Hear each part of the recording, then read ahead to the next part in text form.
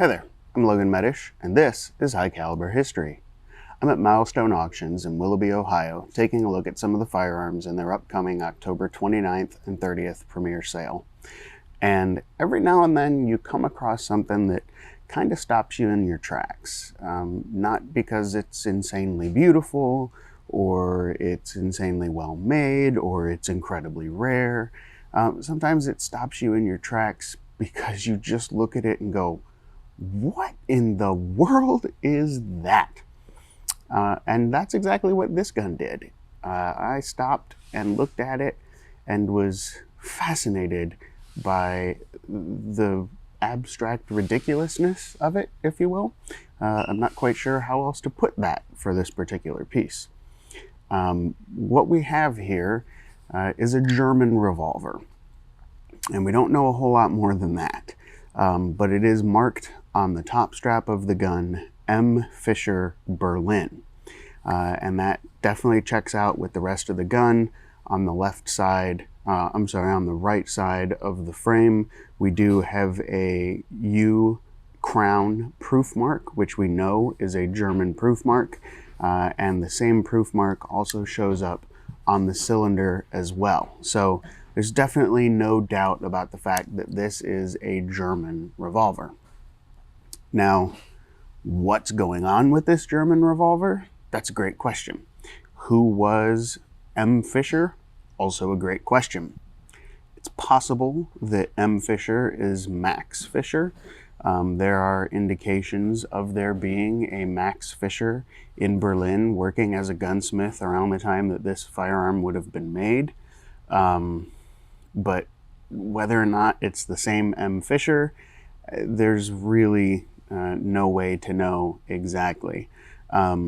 What we do know is that this gun most likely did not start out like this, right?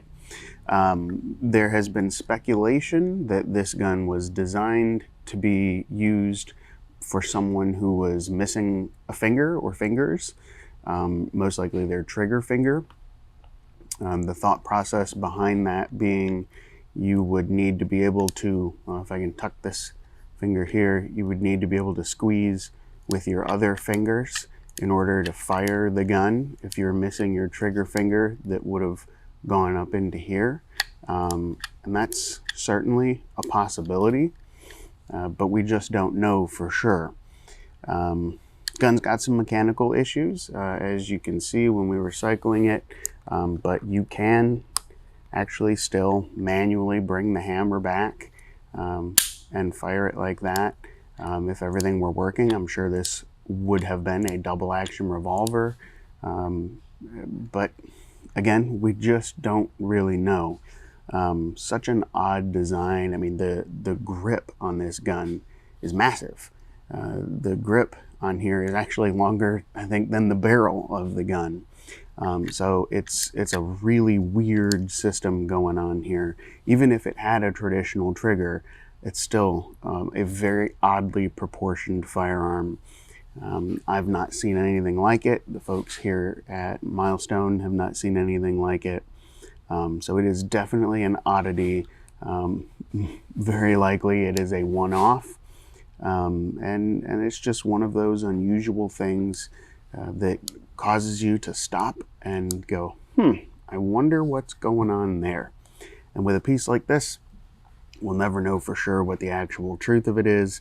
And so you can kind of make up your own story as to exactly what you think this gun was supposed to be designed for and who was supposed to be using it. Again, missing a trigger finger, that's a good story. I could go with that. I could see that being the case. But you're welcome to come up with something completely inventive on your own. We just don't know. Well, thanks for tuning into this episode of High Caliber History, and thanks to Milestone Auctions for letting me take a look at some of the fantastic pieces that they've got. Hope you enjoyed this video, and we'll see you right here on the next episode.